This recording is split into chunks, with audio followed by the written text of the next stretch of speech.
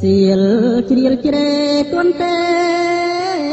បាំងភ្នំនៅស្មៅស្រសុំពពកអនឡារសាត់អណ្ដែតពីដល់អាយដូចខ្ញុំឃ្លាតកាយឆ្ងាយចោលទឹកដីឃើញកាលបងពងរត់ជីវ៉ាលោកតែពីផ្លាថ្ងៃពេញបរមី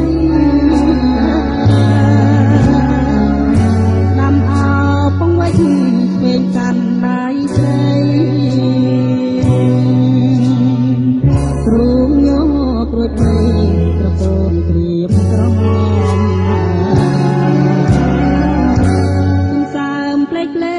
ចោកចំដៃបងខ្នាំងភ្នំស្រីក្រំដើមរៀមភ្នំលើមាត់ជ្លុះតតសំរែងខ្លាធំកែវអូនគេញុំក្នុងហាត់ថាប្តីថ្ងៃនេះយើងបានដល់ឋានសុខហើយយើងចាំខ្វះក្រោយព្រោះមានរឿងថ្មីអូនផាត់នោនក្បត់មានអាសូរប្តី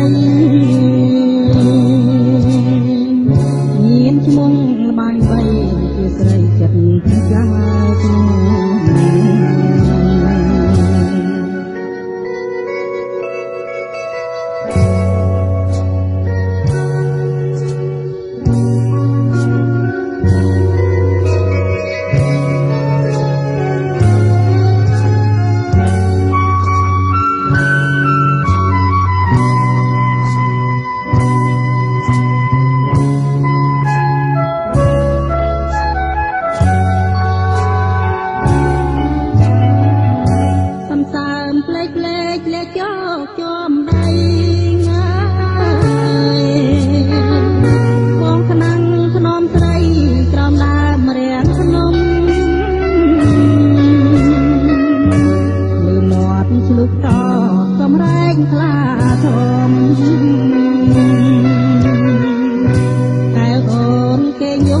ក្នុងហាត់ថាប្តី